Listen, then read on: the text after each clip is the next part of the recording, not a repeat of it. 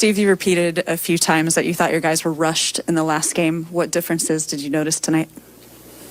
I thought we were, especially in the second half, much more patient. I think we only turned it over maybe 6-7 times in the second half. So once we settled down, after that sort of disastrous final 4 minutes of the second quarter where we fouled over and over again, I thought we were really poised and competed, played really hard, and earned a really good win. 6 blocks, 3 steals for Draymond tonight. Can you just talk about what he did? Yeah, I mean, he's the best defender in the world. He does everything for us defensively. He captains the defense. He's the one directing traffic. He guards on switches. He'll guard DeAndre Ayton and everybody in between. And he's all over the place with his help. I thought Draymond was brilliant tonight. On the level of challenges he faces, league wide, do they rank pretty high, with what you're going to need him to do in the Phoenix matchup? Yeah, I mean, the beauty of Draymond's defensive acumen is the versatility.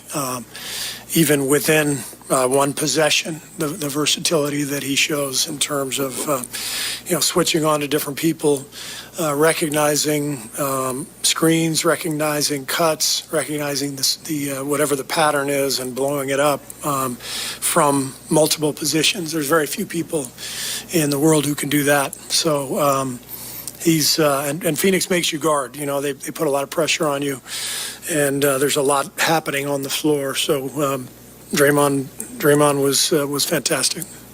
Was there adjustment maybe to go less with the pick and roll and do some other stuff, or what did you do offensively to adjust a little bit from the last game? Well, we tried to move bodies around a little bit more. The biggest thing was just poise and patience and not being in a rush. Phoenix is excellent defensively, so you're not going to get a shot right away against their defense. It's not going to be easy, so you have to work into the possession a little bit. We did a few things to try to free Steph up, and other than that, it was more just, let's do what we do, but, let's be smart. Let's be smart and solid offensively, and I thought, especially in the second half, that was the case. Steve, you guys snapped the Suns' 18-game winning streak, and you did it with 3 key guys out. Obviously, Booker was out too for the Suns, but have you had the thought of just wondering, wow, I haven't even seen how good this team is going to be? Our team? Yeah. Well, we caught a break tonight with the Suns on a back-to-back, so the schedule played in our favor. But winning 18 games in a row is just incredible. So, we have huge respect for Phoenix and what they've accomplished and what kind of team they've become over the last couple of years. And we know that, we're trying to catch them. Not vice versa. We haven't been in the playoffs for 2 years, so we're trying to catch them, and we know that they're the best team in the West till somebody else knocks them off, and so it's fun to go against them, and good to see our team respond after losing the other night. Steve, you kind of said as a side before the game that you should probably play Gary Payton a little more. How much is that on your mind? And obviously it played out tonight. I mean, is it like I've got to find more ways to play him? Well, he's so dynamic defensively. And when he's scoring as well, he made a few threes tonight, but also scored, around the basket as he does. It's hard to take him off the floor.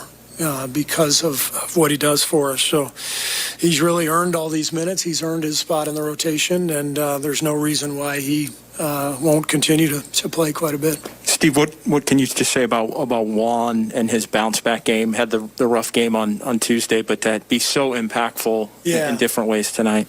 Yeah, it didn't surprise me. Juan is a fighter, he's a competitor, and he's a very smart basketball player. And he did not play a smart game the other night. He'd be the first to tell you. Tonight he was so much more poised. 1 turnover, 5 assists. I thought his offensive game was brilliant. But that's who Juan has become in this league. What he showed tonight, two-way excellence and resilience. I thought Juan had a great game. Steve, Draymond, the other night after the game in Phoenix, Draymond kind of intimated that he wasn't pleased with the way the team played and the way he played. Did you sense that he wanted to make a statement tonight, or did you see any of that coming? If you know Draymond, which you do, if we lose and he doesn't play well, then you know what's coming the next game. So, yeah, he was very motivated to play tonight. He was emotional. He was all over the floor, and he wanted to make up for the loss the other night. One follow-up on Juan, how would you sort of describe that dunk? I'm guessing you haven't seen too many people dunk over JaVale. Not many. So, yeah, that was impressive. That really got the crowd going, and fun play for our team. Fun way for him to immediately bounce back from the other night and get himself engaged in the game. The other thing I want to mention is I thought Wiggs was fantastic, just setting a tone defensively on Chris right away, hounding him everywhere he went, and also contributing offensively the way he did. I thought Wiggs had a great game. Yeah, I was going to ask you about Wiggins. Obviously, he was struggling through that last game. Could you really see that on the tape when you looked at it? And what is the difference when you have an active, healthy Wiggins like that? Yeah, we could see during the game, and then on tape, he was laboring the other night with the back spasms, and fortunately, everything cleared up pretty well over the last couple of days, and he looked much more active and energetic tonight. And what he does for us is he gives us a 6'8" strong athlete who we can put on anybody on the floor, whether it's Chris Paul or LeBron, Paul George, whoever the best player is on the other team. We can always put Wiggs on him, and we know he's going to hold his own because of his athleticism and his size. Would you have had him on Paul even if Booker was playing, or would have kept him on Booker because he had Draymond on Paul? Yeah, I don't know. We would have had to reassess. If Booker was playing, then we would have had that conversation. But since he wasn't, we knew he wasn't playing. This was the game plan we came up with. Steve, sometimes teams that have a free throw disparity like you guys had tonight, I think they were 35-12 or something like that, teams get knocked off their game a little bit. But there was really no sign of you guys. You guys just played through it. What does that say? Well, I think I sensed the last couple of minutes of the second quarter, we lost our energy a little bit. Other than that 2-minute stretch, 3-minute stretch, I thought we were really good in terms of maintaining our poise and energy. And but we've got to be smarter than that.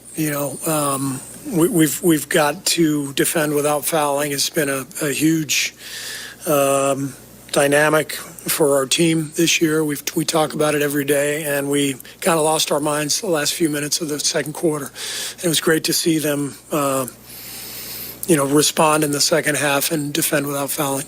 When the whistles are sounding,